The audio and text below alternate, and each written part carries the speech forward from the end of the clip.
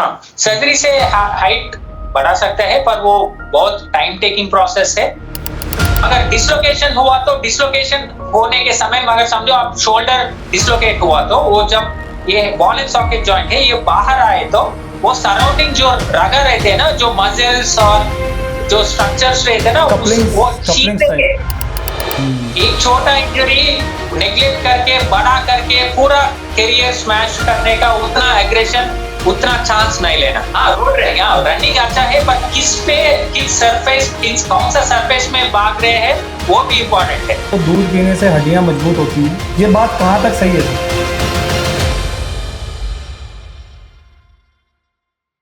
नमस्कार दोस्तों, स्पोर्ट्स पे चर्चा में आज आपका स्वागत है। आज हमारे बीच मौजूद हैं डॉक्टर के साकेत, जो स्पोर्ट्स डॉक्टर हैं और इंडिया में इकलौते, मैं समझता हूँ शायद ऐसे स्पोर्ट्स डॉक्टर हैं जो सर्जरी भी, स्पोर्ट्स के जो बच्चे जिनको प्रॉब्लम्स होती हैं या इंजरीज हो जाती हैं उनके लिए सर मौजूद रहते हैं हमेशा। आइए बात करते हैं डॉक्टर साकेत से। Sir, welcome to our show sports पे चर्चा। नमस्कार सर, कैसे हैं सर? बहुत बढ़िया सर।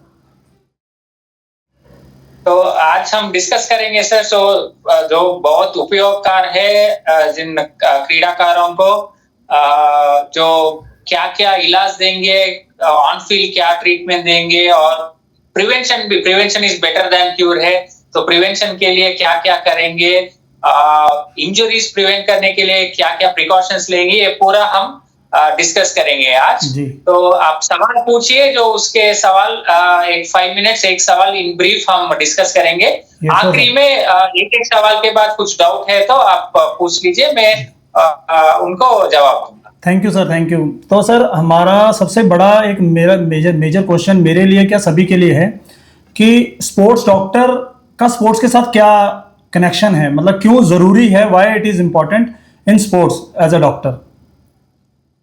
तो एक्चुअली स्पोर्ट्स मेडिसिन और स्पोर्ट्स सर्जरी जो है दूसरे और मेडिकल ब्रांचेस से सारे डिफरेंट है, क्योंकि वो डिफरेंस क्या है कि आप कार्डियोलॉजिस्ट देख सकते हैं, neurologist, nephrologist, each speciality different है। पर ये जो स्पेशलिटी है, जो स्पोर्ट्स मेडिसिन और स्पोर्ट्स सर्जरी है, वो वेस्टर्न कंट्रीज में पुराना एक दो डेकेड से पहले फेमस थे, बोले तो वो एक स्पेशलिटी से इवॉल्व हुआ है कि वो खाली ये स्पोर्ट्स प्रोफेशनल्स को ट्रीट करे, और जो इंजरीज का है और कब रिटर्न टू स्पोर्ट है, ये सारी ट्रीटमेंट जो स्पोर्ट्स स्पेशलिस्ट ही करते हैं। पर इंडिया में ये जो स्पेशलिटी है अभी 2-3 साल से ये इवॉल्व हुआ है, वो अभी ये न्यू स्पेशलिटी है। वो कैसे डिफरेंट है कि अभी जो यूजुअल एमबीबीएस डॉक्टर्स, नहीं तो एमएस और एमडी डॉक्टर्स, जो जनरल फिजिशियंस जो है, वो डॉक्टर्स पूरा कंडीशन ट्रीट करता है। पर जो स्पोर्ट्स मेडिसिन जो है एंटायरली डिफरेंट सब्जेक्ट है, क्योंकि जो कौन सा स्पोर्ट्स जो है वो ऑन फील्ड स्पोर्ट्स है, नहीं तो किक बॉक्सिंग, नहीं तो टेनिस, नहीं तो क्रिकेट, जो ईच स्पोर्ट्स का डिफरेंट स्पोर्ट्स का डिफरेंट इंजरीज हो सकता है। बिल्कुल सर। ओके, ये सारे इंजरीज स्पेशली जो स्पोर्ट्स से इंटर रिलेटेड है और स्पोर्ट्स से ही होता है, वो उसका इलाज करना है ब्रांच है कि स्पोर्ट्स मेडिसिन। और जो स्पोर्ट्स मेडिसिन में वो कुछ रगो टूट गया, नहीं तो कुछ फ्रैक्चर हुआ, उसके लिए ट्रीटमेंट करना है, स्पोर्ट्स कुछ सर्जरी करना है तो वो स्पोर्ट्स सर्जरी में आती। तो खाली स्पोर्ट्स के रिलेटेड जो है वो इंजरीज जो ट्रीट करने वाले डॉक्टर्स को स्पोर्ट्स मेडिसिन स्पेशलिस्ट बोलते, और उसको सर्जरी करने वालों को स्पोर्ट्स सर्जन्स बोलते। तो अभी ये 2-3 साल से ही ये इवॉल्व हुआ है इंडिया में। और मेडिकल सीट्स भी, पोस्ट ग्रेजुएशन में स्पोर्ट्स मेडिसिन सीट्स भी एमडी करिकुलम में मेडिकल काउंसिल ऑफ इंडिया में शुरू हुआ है। तो अभी ये जो स्टार्ट हुआ, अगले 5 साल और 10 साल में एक स्पेशलिटी ब्रांच में इवॉल्व होता है। और जब आप है, अभी कार्डियोलॉजिस्ट कितना फेमस है, स्पोर्ट्स मेडिसिन का भी उतना स्पेशलिटी भी फेमस होता है। तो एक तरह से ये कहें सर कि करियर इन स्पोर्ट्स, अगर हम बात करें तो डॉक्टर लाइन भी करियर इन स्पोर्ट्स में आती है। करेक्ट। तो सर मैं ये जानना चाहूँगा सर, मेजर स्पोर्ट्स में जो इंजरीज मेजरली होती हैं वो क्या क्या होती हैं और उनके प्रिकॉशंस क्या हैं, जो फर्स्ट एड मतलब हम कहें, क्योंकि कई बार ऐसा होता है जब ग्राउंड के नज़दीक में कोई हॉस्पिटल नज़दीक नहीं है या डॉक्टर नज़दीक नहीं है, तो क्या फर्स्ट ट्रीटमेंट हमें देना चाहिए प्लेयर को कि वो रिकवर ना कहें कि बस एक स्टेबल पोजीशन में आ जाए। जो स्पोर्ट्स इंजरी में होते कॉमन स्पोर्ट्स इंजरीज के हम पहले डिस्कस करें, दो जो भागने के समय जो एंकल ट्विस्ट होते हैं उसको एंकल स्प्रेन बोलते हैं। सो एंकल स्प्रेन क्या है कि जो रगो जो सराउंडिंग होते हैं एंकल में, वो जो लिगामेंट बोलते हैं वो टेयर होते हैं, जो पार्शल टेयर को हम स्प्रेन बोलते हैं। तो वो टेयर होने के बाद यूजुअली स्पोर्ट्स मेडिसिन में भी कुछ सेगमेंट्स होते हैं कि ऑन फील्ड डॉक्टर सेपरेट है। ऑन फील्ड डॉक्टर एक फिजियो भी हो सकता, एक स्पोर्ट्स यूजुअल एमबीबीएस डॉक्टर भी हो सकता, नहीं तो प्रॉपर स्पोर्ट्स स्पेशलिस्ट भी हो सकता। ओके तो ये एक है ऑन फील्ड। ऑन फील्ड में फर्स्ट एड आप करेक्ट बोले, फर्स्ट एड देना है इमीडिएटली, वो देने के बाद हम हॉस्पिटल शिफ्ट करें। हॉस्पिटल शिफ्ट करने के बाद हम क्या करते, स्कैन्स निकालने के बाद एक्सरे सीटी नहीं तो एमआरआई निकालने के बाद हमको प्रॉब्लम क्या है कंफर्म होता है, उसके बाद इलाज शुरू होता है। बिल्कुल। इलाज क्या है, खाली रेस्ट देना है, नहीं तो कुछ सर्जरी करना है, नहीं तो ऑन फील्ड इमीडिएटली रिटर्न हो सकता है, नहीं हो सकता है कि वो स्कैन से हम कंफर्म करते। तो जैसे सर तो ऑन फील्ड में हम फर्स्ट एड क्या देते, सो ऑन फील्ड में राइस बोलते हैं, rice treatment, RICE। Yes sir. So R बोले तो रेस्ट है, ओके, I बोले तो आइस पैक एप्लीकेशन है, C बोले तो कंप्रेशन बैंडेज है, ओके, और E बोले तो एलिवेशन है। सो रेस्ट बोले तो वो जो पार्ट है इंजरी हुआ है उसको रेस्ट देना है, बोले तो उसको इमोबिलाइजेशन बोलते हैं, उस पे मूवमेंट ना होना है। ओके। पैर पे चोट लगे तो पैर पे वो मूवमेंट नहीं होना है। हाथ में हुआ तो हाथ में मूवमेंट हुआ, कैसे करे तो स्पिट्स रहते, ब्रेसेस रहते, थोड़ा पट्टी रहते, वो करे तो उसको रेस्ट देते। ओके। नेक्स्ट आइस पैक है। Ice packs on the field available होना जरूरी है। तो आइस उधर लगा है तो थोड़ा सूजन भी कम होते, थोड़ा दर्द भी कम होते, ये इमीडिएट फर्स्ट एड है। ओके। और तीसरा है कि कंप्रेशन बैंडेज। कंप्रेशन बोले तो क्रेप बैंडेज है, जो ऑरेंज कलर का जो पट्टी आप देखते हैं ना, तो वो कंप्रेशन बैंडेज टाइट बांधे तो एलिवेट करे तो स्वेलिंग भी कंप्रेस होता, थोड़ा स्वेलिंग भी कम होता और थोड़ा सूजन भी कम होता। और एलिवेशन बोले तो वो पार्ट को एलिवेशन बोले तो हाइट पे लगाना है, नहीं तो सूजन नीचे बढ़ जाएगा। ये इमीडिएट फर्स्ट एड देना है। तो ये ट्रेनिंग भी हम फिजियोस को देते हैं और local on field medical doctors को भी हम देते हैं, नहीं तो ये बेसिक ट्रीटमेंट यूजुअली वो दोनों भी अवेलेबल नहीं है तो स्पोर्ट्स कोच को भी और फिजियो और नहीं तो वो जो बाकी प्लेयर्स को भी है उसको भी ये फर्स्ट एड इलाज मालूम होना, ट्रेन होना जरूरी है। तो वो दिए तो इमीडिएट ये देने के बाद ऑन फील्ड से वो, मगर कमर को नहीं तो स्पाइन को कुछ चोट लगे तो वो चलना नहीं जाना ऑफ द फील्ड, तो सेपरेट शिफ्ट करने के इक्विपमेंट रहते, तो उससे शिफ्ट करना है। अलग अलग बॉडी पार्ट्स के लिए अगर हम बात करें तो अलग अलग चीज है। एग्जैक्टली। एक एम्बुलेंस भी साइड पे रखना जरूरी है, मगर हेड इंजरी हुआ तो अंदर ब्लीडिंग होना चांस है, तो इसीलिए वो होश में है कि अभी वो क्रिकेट में भी अभी नया रूल आया है, हेलमेट में भी बॉल लगा है तो वो हम रेस्ट दे के एक डॉक्टर नहीं तो फिजियो आके इवेलुएट करके कंकशन इंजरी रूल आउट करके ही क्लियरेंस देना है। ओके। वो होश में है कि नहीं है, कि होश में है तो भी कंपलसरी हम स्पोर्ट को 1-2 मिनट रुक के आके इवेलुएट करके ही हम प्रोसीड करना है, वो रूल है, कंपलसरी रूल है। आपकी बात से मुझे ध्यान आया सर कि मैंने बहुत सारे कंपटीशन में देखा है कि बच्चे को इंजरी हो गया, देन आफ्टर डॉक्टर आता है, डॉक्टर उसको चेक करता है, फिर भी बच्चा बोलता है कि नहीं मुझे पार्टिसिपेट करना है, मुझे खेलना है। तो क्या कहाँ तक वो बच्चे की बात को डॉक्टर मानना चाहिए या उसको अपने डिसीजन पे हमेशा रहना चाहिए डॉक्टर को, और doctor decision is the I think so last decision होना चाहिए? करेक्ट। सो डॉक्टर डिसीजन ही फाइनल है। तो डॉक्टर्स यूजुअली वो दूर से आते हैं, किसी और स्टेट से आते हैं, उतना दूर से मेहनत करके आते हैं, फाइनल में आते हैं। छोटा चोट समझते उन्हें, पर वो छोटा नहीं है, बड़ा है। सो क्या होता है कि अभी जब चोट लगाने के बाद क्या होते, जो इंटरनल ब्लीडिंग होते ना, वो स्मॉल ही होते, छोटा ही होते। पर क्या है, वो धीरे धीरे से 1-2-3 मिनट में ही बढ़ने का चांस है। ओके। तो हम क्लियरेंस नहीं दे सकते एक्चुअली, फ्रैंकली स्पीकिंग। वो देखने के लिए अच्छा होश में है, उल्टियां नहीं हुआ, वो चक्कर नहीं है, अच्छा ही है, मैं खेलता बोल के वो बच्चों ने बोलता एक्चुअली। पर हम क्लियरेंस नहीं दे सकते, क्योंकि पूरा चेक करके पूरा सब ठीक है, थोड़ा टेस्ट करके ही हम क्लियरेंस दे सकते। ओके। क्योंकि हम क्लियरेंस बिना ब्लाइंडली दिए तो वो जो छोटा ब्लीड है वो, और उस पे एग्रेशन भी रहते स्पोर्ट में, जो है वो जीतने के लिए एग्रेशन भी रहते। वो एग्रेशन में और जोर से खेले तो वो जो कुछ ब्लीड हुआ तो अंदर, वो ब्लीड बढ़ने का चांस है, वो और बहुत डेंजर है। Okay okay okay. अच्छा सर, जैसे आपने इंडियन स्पोर्ट्स के बारे में देखा ही है, आपने सुना भी है और देखे भी हैं। अब वो कभी ऐसा कोई बहुत मेजर आपका कोई इंसिडेंट हुआ हो कि बहुत मेजर इंजरी टूर्नामेंट के ड्यूरेशन में हुई हो, तो उसका थोड़ा एक्सपीरियंस हमें बताइए, ताकि लोगों को पता लगे कैसी कैसी इंजरीज भी होती हैं।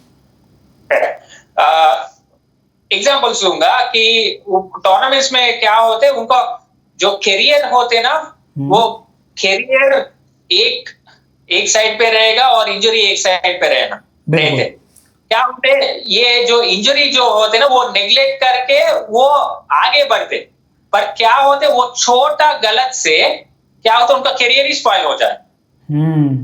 ओके, एग्जांपल दूंगा। एग्जांपल, मगर घुटने में एक लिगामेंट इंजरी हुआ, नहीं तो एक मेनिस्कस इंजरी हुआ, समझिए आप, घुटनों में। ओके। वो पार्शियल टेयर है। पार्शियल टेयर बोलते ऑन फील्ड कुछ ट्विस्ट हुआ, छोटा टेयर है, वो नी कैप लगा के वो खेलने को गए, कॉम्पिटिशन। मगर वो भागने में समझो 1-2-3 किलोमीटर, नहीं तो 5 to 6 किलोमीटर भागना है, नहीं तो एक फुटबॉल समझ नहीं तो क्रिकेट, नहीं तो वो क्या है, वो पार्शियल टेयर हो गया ना। पार्शियल टेयर कंप्लीट होने का चांस है, पूरा टूटा होता, पूरा टूट जाता। तो पार्शियल टेयर क्या है, एक रेस्ट लिए तो 3 हफ्ते, नहीं तो 6 हफ्ते में रेस्ट दिए तो थोड़ा ऑफ द वर्क रहे, ऑफ द फील्ड रहे, तो वो हील हो जाएगा, फिर रिटर्न टू स्पोर्ट आ जाए। पर मगर कंप्लीट टेयर हुआ तो सर्जरी करना है। ओके। सर्जरी करने में तो 6 to 9 months वो कंप्लीट ऑफ द स्पोर्ट है, और उनका परफॉर्मेंस भी कम हो जाएगा। हाँ, ऑब्वियसली बात है सर, 9 महीने का rest is a very big rest लेना है। वो फिर ट्रेन होना है, मसल्स बिल्डअप करना है, उनका जो मोमेंटम होता है, उनको जो मोमेंटम वो फॉर्म होता है ना, खेलने का फॉर्म, वो भी पीछे जाएगा। बिल्कुल।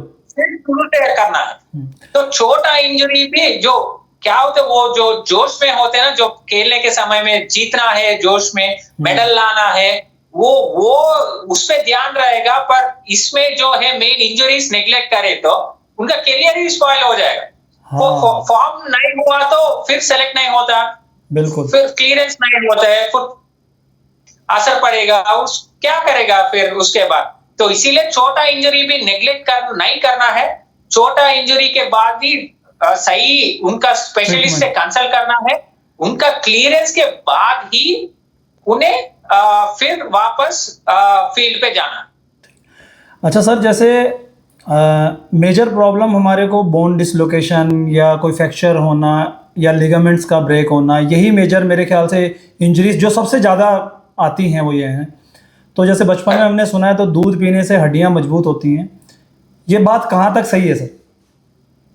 हाँ, तो हड्डी के लिए यूजुअली हम जो रेगुलर डाइट बोलते हैं, खाली स्पोर्ट्स इंडिविजुअल्स का नहीं है, सब लोग, सबके लिए। हाँ, 2 गिलास दूध पीना, दही, बादाम, वॉलनट्स, पालक, पनीर, नॉन वेज, फिश, धूप में बैठना, ये सारी, और ज्यादा प्रोटीन डाइट लेना है, ये हड्डी ताकत के लिए बहुत जरूरत है। पर मगर उसके खाली ये डाइट से है, एक्सरसाइज मेहनत भी करना है। मसल स्ट्रांग रहे तो इनडायरेक्टली बोन्स भी स्ट्रांग रहे।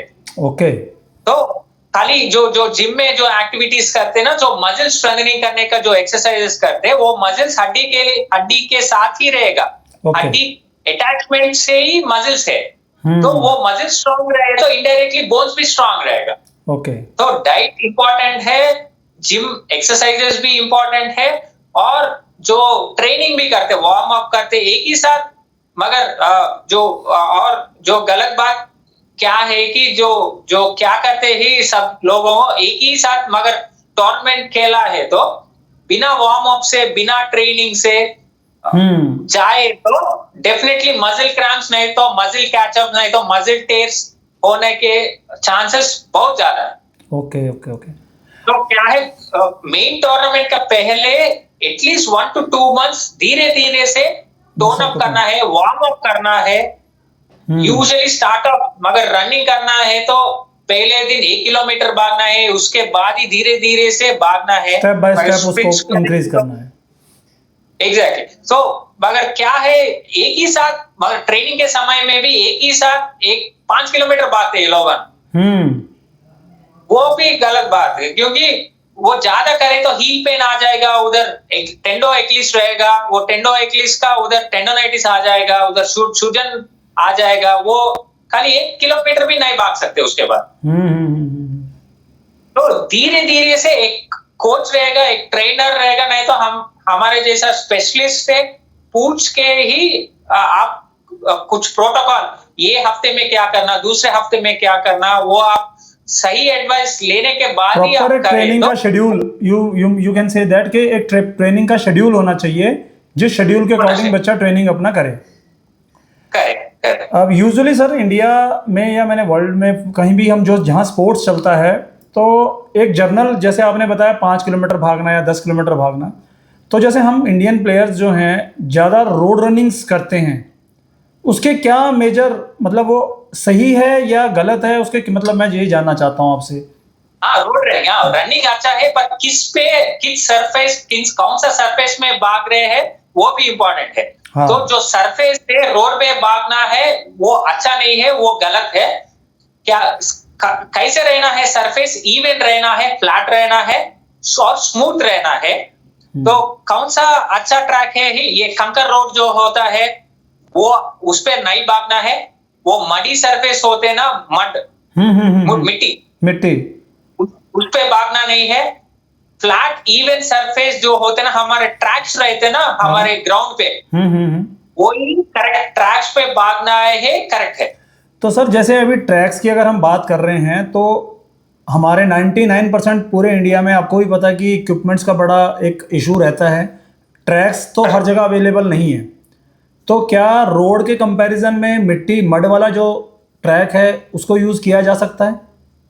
हाँ, नहीं तो और एक ऑल्टरनेटिव है, हमारे पार्क में जो है, पार्क में सराउंडिंग एक ट्रैक रहते, हाँ पार्क में जो टाइल्स रहते हैं उस पे कर सकते, रोड पे नहीं। ओके, तो सर डिफरेंस क्या है टाइल्स और रोड्स में, डिफरेंस क्या है? हाँ, जो टाइल्स रहते ना थोड़ा इवन रहते उस पे फ्लोर, वो भी एक्चुअली रिकमेंडेड नहीं है, आप पूछे ना, क्योंकि ऑल्टरनेटिव क्या है। ओके, तो थोड़ा इवन रहेगा। रोड में क्या होते हैं, वो इवन नहीं रहते, वो जो मड और सैंड भी रहते ना, वो अनइवन रोड रहते। आपको मालूम है कैसा रोड कैसे है, आपको मालूम है, और स्पीड ब्रेकर्स रहते, अप एंड डाउन रहते हैं रोड्स। ओके, तो रोड पे भागना है अच्छा नहीं है, क्यों अच्छा नहीं है कि ज्यादा वेट घुटनों में और हील पे ज्यादा वेट और लोड गिरने का चांस है। तो क्या होते, तो अर्ली वेयर एंड टेयर होते, घुटनों घस जाने का चांस बहुत है, और अर्ली फैटिग होने का चांस है, और हील पेन आने का चांस है। और भागने के समय में क्या है, शूज में भी स्पोर्ट्स शू पहना है, स्पोर्ट्स शू में भी अंदर एक नरम सिलिकॉन इंसोल बोल के एक रहेगा, वो शू पे पहन के ही भागना है। ओके, और जो नी पेन्स होने वाले को वो नी कैप पहन के ही भागना है। जी सर। तो सर मैं ये जानना चाहता हूँ कि कहाँ तक ये बात सच है कि एक डॉक्टर का हर किसी टीम में या स्पोर्ट्स में होना उतना ही ज़रूरी है जितना एक होना कोच का ज़रूरी है? कहाँ तक ये बात ठीक है सर? तो कौन सा स्पोर्ट आप लीजिए, एक sports doctor specially trained in sports medicine and sports surgery, प्रति टीम के लिए भी एक डॉक्टर तो जरूरी होना है। ऑन फील्ड और ऑफ द फील्ड भी as an advisor. Okay okay okay. क्योंकि दो चीज के लिए, ऑन फील्ड ऑब्वियसली इमरजेंसी कुछ आए तो उन्हें डिसीजन लेंगे, उन्हें कंटिन्यू करना है प्लेइंग, नहीं तो इमीडिएटली हॉस्पिटल के लिए शिफ्ट करना है, उनका डिसीजन रहते। और एडवाइजरी, क्योंकि उन्हें एडवाइजरी, जो एडवाइजर वैसा रहते ना, वो रूल्स फ्रेम करते। वो जो एसोसिएशन का प्लेयर रहते ना, वो प्लेयर वो इंजरी के बाद वो स्कैन रिपोर्ट्स देख के वो कितने समय के बाद अंदाज में वो फिर प्लेइंग के लिए रिटर्न हो सकता है, वो बोल सकता है। और दूसरे ही कुछ सर्जरी करे तो भी वो कब फिट हो सकता है वो बोल सकता है, क्योंकि एसोसिएशंस भी और टीम्स भी कुछ सब्स्टिट्यूट्स के लिए जो वो समय पे देखना जरूरी भी है। सो टीम और एसोसिएशंस भी बहुत खर्चा कर रही है प्लेयर्स में आजकल। तो इसीलिए मगर वो प्लेयर फिट नहीं है तो उनका परफॉर्मेंस भी कम हुआ तो टीम के लिए भी बड़ा लॉस है। बिल्कुल बिल्कुल। नेशनल टीम है नहीं तो स्टेट टीम भी हो सकता है, बड़ा लॉस है। और एक प्लेयर का भी एक माइनस होता है ना, प्लेयर का परफॉर्मेंस भी। तो ये समय पे जो वो रिटर्न होते हैं ना, वो समय पे एक सब्स्टिट्यूट्स के लिए भी रिप्लेस कर सकते हैं उनके लिए। तो एक अगर इस तरह से कहें कि एक मेंटल प्रेशर जो क्रिएट होता है टीम के ऊपर, डॉक्टर के होने से वो भी, उसमें भी कुछ हेल्प मिलती होगी सर? हेल्प मिलती हो, एग्जैक्टली। और टीम का मैनेजमेंट के लिए भी एक अंदाज में एक एस्टिमेटेड टाइम दे सकते हैं हम, कि इतना टाइम के बाद ही उन्हें रिटर्न प्ले उन्हें खेल सकते। तो ये समय पे और आप अल्टरनेटिव देख सके बोल के हम एडवाइस भी कर सकते। तो सर मैं एक और क्वेश्चन आपसे पूछना चाहूँगा कि जो आजकल जैसे हम टेक्नोलॉजी की बात करते हैं कि वी आर, मतलब आप समझ रहे हैं हर खेल के अंदर स्पोर्ट्स में टेक्नोलॉजी ऐड हो रही है। तो जो एक स्पोर्ट्स डॉक्टर है उसका उस स्पोर्ट्स के साथ पर्टिकुलर अगर वो टेक्नोलॉजी को लेके आते हैं तो क्या बेनिफिट मिल सकता है उस पर्टिकुलर स्पोर्ट्स को, जिसमें भी हम वो ऐसे इंप्लीमेंट करते हैं? जैसे बहुत सारे गेम्स हैं जो टेक्निकल पे ही बेस्ड हैं, जैसे फेंसिंग है सर, पूरा टेक्निकल बेस्ड स्पोर्ट्स है। तो वहाँ पर एक स्पोर्ट्स मेडिसिन जो डॉक्टर हैं हमारे, उनकी हमें क्या हेल्प मिल सकती है? हाँ, तो स्पोर्ट्स मेडिसिन एक्चुअली इधर इंडिया पे नहीं है, अभी शुरू करना ही है। तो क्या है कि अभी एक प्लेयर ने समझो एक हील इंजरी, नहीं तो नी इंजरी, नहीं तो शोल्डर इंजरी हुआ उनको। तो उनका बचपन से क्या क्या इंजरी है उसका रिकॉर्ड किधर भी नहीं मिलते आपको। बिल्कुल।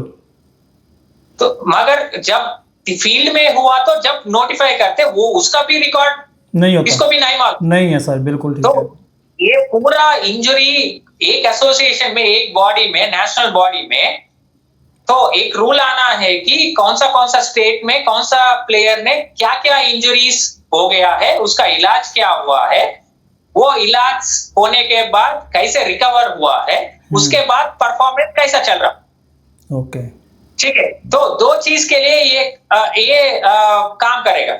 कैसे बोले तो वो इंजरी होने के बाद उनका परफॉर्मेंस जो है हम मॉनिटर कर सकते हैं, क्योंकि कुछ किक बॉक्सिंग में कुछ हम लेग का मूवमेंट कैसे है, शोल्डर का मूवमेंट कैसे है, रिस्ट का मूवमेंट कैसे है, वो कितना जोश से कितना वो ऐसा किक कर रहा है, नहीं तो कितना भाग रहा है दूसरे स्पोर्ट्स में, ये पूरा हम एनालाइज कर सकते हैं। तो ये इंजरी के बाद हम ट्रेनिंग सेशंस में भी कुछ मैपिंग भी कर सकते हैं। तो इनका ये मजिल कितना स्ट्रेंथ है, ये मजिल पे कितना स्ट्रेंथ है, उसमें वो टेक्नोलॉजी से वो जो मजिल वीक हुआ तो वो मजिल बिल्डअप करने के लिए, ताकत बिल्डअप करने के लिए वो एक्सरसाइज स्ट्रेंथनिंग में फोकस करे तो वो मजिल स्ट्रेंथ हुआ और उनका परफॉर्मेंस भी बढ़ सकता। ओके। तो सर जो मार्शल आर्ट स्पोर्ट्स हैं, जैसे कि कुछ मार्शल आर्ट स्पोर्ट्स में, जैसे बॉक्सिंग में एक रूल भी है कि अगर आप नॉकआउट हुए तो 6 महीने तक आप कोई बड़ा कंपटीशन नहीं खेल सकते। वो ऐसा रूल बनाने का रीज़न मैं जान सकता हूँ कि ऐसा क्यों होता है सर? कॉम्बैट स्पोर्ट्स जितने भी हमारे मार्शल आर्ट स्पोर्ट्स हैं उसमें कहा जाता है कि अगर आपको कोई हार्ड इंजरी से आप नॉकआउट हुए हैं तो मिनिमम 6 महीने तक आपको कंपटीशन नहीं खेलना चाहिए। ऐसा ये रूल क्यों है? इसका कुछ मुझे मेडिकली आप बताइए कि क्यों ऐसा करना चाहिए।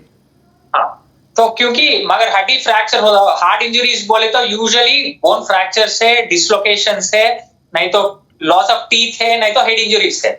ये पूरा क्लासिफिकेशन हार्ट इंजरीज से नॉकआउट हो का डेफिनेशन है जी।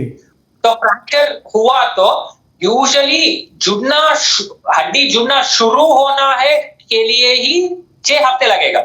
ओके। और हड्डी सॉफ्ट बोन, वो सॉफ्ट बोन जो शुरू हुआ ना, वो कैलस बोलते हैं उसको, वो फॉर्म होने के लिए ही 3 महीने रहेगा। वो हड्डी और स्ट्रांग होने के लिए 6 महीने होगा। ओके। और मगर डिसलोकेशन हुआ तो डिसलोकेशन होने के समय, मगर समझो आप शोल्डर डिसलोकेट हुआ तो वो जब ये बॉल एंड सॉकेट जॉइंट है ये बाहर आए तो वो सराउंडिंग जो रगर रहते हैं ना, जो मसल्स और जो स्ट्रक्चर्स रहते हैं ना, वो छीनते के बाहर आ जाएगा। हाँ। ऐसा तो हम बिठाए तो भी वो स्ट्रक्चर्स जुड़ने के लिए टाइम लगेगा। ये जो आपने बताया सर, ये डिसलोकेशन, ये मैंने बहुत सारे प्लेयर्स में देखा है। ये डिसलोकेशन जो एक मेजर इशू है, जैसे क्रिकेट में है, आपके फुटबॉल में भी शोल्डर जब पुश होता है तो डिसलोकेट होता है, बॉक्सिंग है, किक बॉक्सिंग है, मार्शल आर्ट के तो सभी इवेंट्स हैं। कुछ प्लेयर्स को तो मतलब फर्स्ट टाइम इंजरी हुआ, कुछ को हैबिट हो चुकी है और वो मतलब ड्यूरिंग द फाइट या ड्यूरिंग द गेम ही उसको वो रिलोकेट कर लेते हैं। वो क्या ऐसा? हाँ, तो उसको रिकरेंट डिसलोकेशन शोल्डर बोलते हैं। वो क्यों आते हैं मालूम? वो सिंपल है। जो पहले बार डिसलोकेट होते हैं ना सर, तो पहले बार डिसलोकेट होने के बाद हम सेट करके उसको बिठा, उसके बाद सभी लोग क्या करते हैं कि उसके बाद ही खेलना शुरू करते। हाँ। तो क्या होते हैं, जो वो बिठाने के बाद जो रगो हील होने के लिए मिनिमम 6 वीक्स टाइम लगेगा। ओके। मिनिमम 6 वीक्स टाइम लेने के बाद ही वो स्ट्रांग हो जाएगा। वो हम कहें तो उसके ऊपर फैट की एक चादर टाइप बनने में समय लेगा। हाँ, वो स्ट्रक्चर जो होते ना, फिर नेचुरल रेगुलर उसके पहले स्टेज के आने के लिए 6 हफ्ते लगेगा। तो 6 हफ्ते के बाद वो स्ट्रक्चर्स और सपोर्ट देंगे। उसके पहले ही आप रिटर्न टू स्पोर्ट करें तो वो स्ट्रक्चर्स लूज होते। ओके। तो लूज हो तो क्या है, फिर आने जाने के लिए बहुत चांस है। तो ये वो most common cause of recurrent dislocation shoulder है कि इम्प्रॉपर इमोबिलाइजेशन। सो उसका मालूम है कि 6 हफ्ते के पहले ही उन्हें फिर रिटर्न टू स्पोर्ट करके फिर खेलना है, और फिर उधर चोट लगे तो फिर वापस बाहर आने का चांस है। तो 6 हफ्ते प्रॉपर रेस्ट लेके वो शोल्डर इमोबिलाइजर वो पाउच दिए तो वो पूरा स्ट्रक्चर सील हो जाएगा। उसके बाद फिर खेले तो वो जो फिर बाहर आने का चांस बहुत कम है। उसके बाद भी बाहर आ रहे, 1 साल में 3 बार बाहर आए तो ये जो शोल्डर, उसको सर्जरी करके जो वो लाइनिंग है सपोर्टिंग स्ट्रक्चर्स के, उसको टाके डालना। ओके। अच्छा सर, मैंने अभी कुछ दिन पहले एक जस्ट किसी से सुना है कि मतलब स्पोर्ट्स मेडिसिन ने इतनी तरक्की कर ली है कि आप सर्जरी से लोग अपनी हाइट भी बढ़ा रहे हैं। क्या ये सच है सर? हाँ, सर्जरी से हाइट बढ़ा सकते हैं, पर वो बहुत टाइम टेकिंग प्रोसेस है। तो अंदाज में 12 to 18 मंथ्स पेशेंट रहना है। ओके, पेशेंस रहना है। सो मिनिमम 9 मंथ्स तो रहेगा। तो उसका बहुत प्रोसेस है हाइट बढ़ाने का, जो वो लिम्ब लेंथनिंग प्रोसीजर्स बोलते हैं। वो लिम्ब लेंथनिंग प्रोसीजर्स क्या है कि हम जो लेग में जो बोन्स है उसको हम आर्टिफिशियली हम हड्डी को काटते, फ्रैक्चर बनाते। फ्रैक्चर फ्रैक्चर के बाद हम रिंग्स बोलते हैं उसको, रिंग फ्रेम्स बोलते हैं। वो लगाने के बाद उसको स्क्रूइंग करते। स्क्रूइंग बोले तो उसको डिस्ट्रैक्ट करते।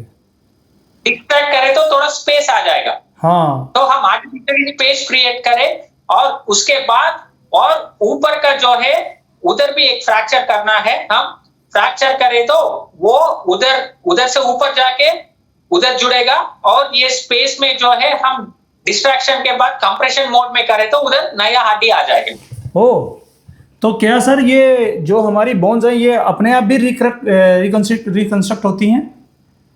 एग्जैक्टली। ओके। तो इंडिया में पॉसिबल है सर ये सर्जरी? पॉपुलर बोले तो वो छोटा है तो बड़ा होने के लिए उनका अच्छी बोले तो आशा है तो हम कर सकते हैं, पर उतना समय बेड रेस्ट पे रहना है, ऑफ द स्पॉट रहना है तो एक दिन में नहीं होते, तो और कुछ कॉम्प्लिकेशंस भी होने का चांस है। ये सारी चीज उन्हें रिस्क लिए तो हम कर सकते हैं। तो इंडिया में पॉसिबल है sir? Is it possible in India? Possible है, ओके, पॉसिबल है, पर फैमिली भी कंसेंट देना है, खाली वो बच्चों ने नहीं है।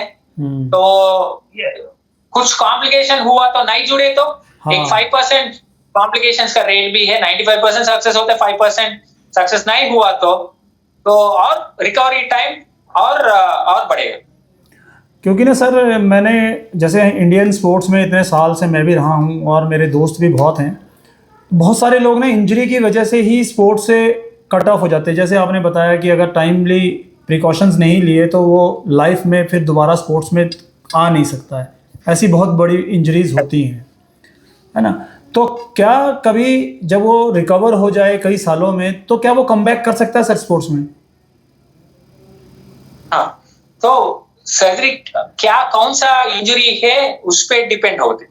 ओके। तो छोटा छोटा इंजरी में बोले तो 3 मंथ्स में रिकवर हो गया, उन्हें रिटर्न टू स्पोर्ट आने का चांस ज्यादा है। नहीं तो बड़ा इंजरी है, बड़ा फ्रैक्चर से, एक लिगामेंट नहीं है, 2-3 लिगामेंट है, तो 6 months to 9 months लगेगा। तो जगह किधर है, घुटना है, एंकल है, शोल्डर है, और कौन सा सर्जरी हुआ है उस पे डिपेंड होता है। तो उन्हें कम बैक कर सकते हैं कि नहीं कर सकते।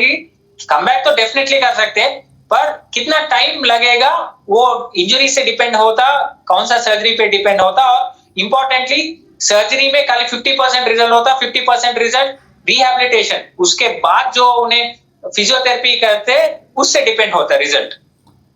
सर्जरी के बाद फिजियोथेरेपी ना करे तो स्टिफ हो जाता वो जॉइंट, होने मूवमेंट नहीं होते, फ्री नहीं होते। तो इम्पोर्टेंट, इसीलिए हम एकेडमी को भेज देते ताकि उधर 24/7 फिजियोथेरेपिस्ट होता, उनसे दर्द है तो भी उनसे फिजियोथेरेपी करना ही है। तो उसके बाद warm up matches, practice matches के बाद ही फाइनल नेशनल टूर्नामेंट्स को हम भेजते। ओके। तो सर, अगर मैं आपसे जानना चाहूँ कि एक इंडिया टीम कोच और एक डॉक्टर का आपस में तालमेल, यानी कि which type of a collaboration they have कि टीम का परफॉर्मेंस बेटर से बेटर हो, कैसा कोलैबोरेशन होना चाहिए सर? एक सो बहुत इंपॉर्टेंट रैपो और कोलैबोरेशन और कोऑपरेशन होना चाहिए। Importantly not for the doctor but for the coach, because doctor के लिए क्यों उन्हें जाके फील्ड में प्ले करे तो नहीं करे तो उनको पता नहीं होता, क्योंकि अनलेस कोच इंफॉर्मेशन देते तो क्या होता है, each and every important detail, थोड़ा माइन्यूट एंड माइनर डिटेल भी कोच इन्फॉर्म करना है। वो जो स्पोर्ट्स टीम डॉक्टर का है उनको इन्फॉर्म करने के बाद उनसे सजेशन लेना है, एडवाइस भी लेना है, और कुछ मगर रिक्वायरमेंट है तो पर्सनली विजिट करके वो प्लेयर ने, क्रीडाकारों ने क्लिनिकली एग्जामिन करके जो स्कैन्स भी होते हैं ना, वो इफ रिक्वायर्ड रिपीट करके जब हम क्लियरेंस देना पड़ेगा। नहीं तो कोच ही डिसीजन लिए तो स्पोर्ट्स डॉक्टर, बिना स्पोर्ट्स डॉक्टर से तो थोड़ा एक वो ड्यूअल एज स्वॉर्ड है, क्योंकि वो रिवर्स भी हो सकता, क्योंकि उनका करियर के बात है। तो फर्स्ट पॉइंट ऑफ कांटेक्ट क्रीडाकारों को कोच रहते, तो कोच बहुत इंपॉर्टेंट रोल है कोच के लिए। कुछ थोड़ा डाउट है तो भी रात है तो भी फोन करके डिस्टर्ब करे तो भी डॉक्टर से पूछ के क्लियरेंस करके ही उनको फील्ड पे भेजना है। ओके सर, आपने जो हमें आज बताया, मेरे ख्याल से लोगों को जो भी हमारे इस चैनल से जुड़ रहे हैं उनको काफ़ी एक इन्फॉर्मेशन मिली होगी कि डॉक्टर का, मेडिसिन डॉक्टर का स्पोर्ट्स के लिए क्यों इतना इम्पोर्टेंस है, और बच्चे को वार्म अप करना क्यों ज़रूरी है ताकि इंजरीज़ कम से कम हो सकें। और अगर कोई इंजरीज़ हो गई हैं तो वो उससे प्रिकॉशंस कैसे ले सकता है। सबसे पहले उसे क्या करना है, राइस मेथड आपने बताया कि उसको फॉलो करना है, then after go to the doctor and scan yourself. तो ये मेरे ख्याल से बहुत वो है। अब लास्ट में सर आपसे एक जानना चाहूँगा कि आप एज अ डॉक्टर क्या फील करते हैं कि प्लेयर्स को क्या इन्फॉर्मेशन हमेशा अपने दिमाग में रखनी चाहिए जब भी कोई ऐसी इंजरी हो, ताकि वो अपनी सेल्फ प्रोटेक्शन के तौर पे उसे इस्तेमाल कर सके सर, प्लीज सर। तो मेन जो इम्पोर्टेंट चीज है स्पोर्ट्स क्रीडाकारों में, जो एग्रेशन जो होते हैं, एग्रेशन तो होना जरूरी है जीतने के लिए जी, मगर वो इतना अग्रेशन नहीं होना कि उनका कैरियर वो क्या बोलते कैरियर सैक्रिफाइस करके एग्रेशन लेने का उतना एग्रेशन नहीं लेना है, क्योंकि एक छोटा इंजरी 6 हफ्ते में हील होने का और फिर एक 10 साल खेल सकते। एक छोटा इंजरी नेग्लेक्ट करके बड़ा करके पूरा करियर स्मैश करने का उतना एग्रेशन, उतना चांस नहीं लेना है। बिल्कुल बिल्कुल, ठीक है। तो छोटा दर्द किधर भी हुआ तो भी, छोटा इंजरी हुआ तो भी स्पोर्ट्स डॉक्टर के पास जाके चेकअप करके स्कैन लेके और इलाज लेके प्रॉपर ट्रीटमेंट लेके, सर्जरी हो तो भी सर्जरी करके फिर वापस आके स्पोर्ट्स अच्छा तरीके से विद गुड परफॉर्मेंस उन्हें प्ले करना है। ये मेरा एडवाइस। छोटा इंजरी है छोड़ सकते, वो हील हो जाएगा, वो माइंडसेट नहीं होना। तो वो माइंडसेट हुआ तो कभी भी वो बढ़े तो वो उनका परफॉर्मेंस में उस पे लिमिट हुआ तो परफॉर्मेंस इफेक्ट हुआ तो सिलेक्शन भी इफेक्ट होते, सिलेक्शन इफेक्ट हुआ तो करियर भी इफेक्ट हो। बिल्कुल sir, so true. Performance effect नहीं होना है बोले तो वो क्या है, हम स्पोर्ट्स डॉक्टर से मिलके स्कैन लेके उनसे ये प्रॉब्लम है बोले तो थोड़ा भागने में, सपोज कुछ इंजरी है, वो खेल सपोज वो क्लियरेंस है, छोटा टेरे है, क्लियरेंस दे चुका है स्पोर्ट्स डॉक्टर ने, खेलने के समय में भी वो बात ध्यान में रखना है कि वो इंजरी है, थोड़ा केयरफुल खेलना है, वो मन में रहे तो उनका करियर थोड़ा बढ़ेगा, 5 to 10 years बढ़ेगा। ओके, वो दोनों नए चीज है, वो केयरलेस मन वो माइंडसेट में जाए तो वो उनके लिए और टीम के लिए अच्छा नहीं। Okay sir. तो sir thank you so much sir हमारे साथ आज स्पोर्ट्स की चर्चा में जुड़ने के लिए। जो स्पोर्ट्स पे चर्चा सर ये एक छोटा सा इनिशिएटिव ही हमने स्टार्ट किया है ताकि हर एक प्लेयर तक ऐसी इन्फॉर्मेशन पहुंच सके जो उसके काम आ सके, चाहे वो मेडिसिन से रिलेटेड हो, चाहे वो किसी कोचिंग प्रोफेशन से रिलेटेड हो। और जो भी आपका एक्सपीरियंस रहा हो आप भी हमें ज़रूर शेयर कीजिएगा कि आपको हमसे बात करके कैसा लगा सर। तो दोस्तों आज हमारे साथ मौजूद थे डॉक्टर साकेत, जिन्होंने हमें स्पोर्ट्स इंजरीज़ के बारे में और उनसे कैसे बचा जा सकता है उसके बारे में हमें ज्ञान दिया। इन्हीं ऐसी चर्चाओं से जुड़े रहने के लिए हमारे को फॉलो करें यूट्यूब पे स्पोर्ट्स पे चर्चा, एवरी संडे 4 PM। तब तक के लिए जय हिंद, जय Bharat. Thank you so much sir. नमस्कार, थैंक यू।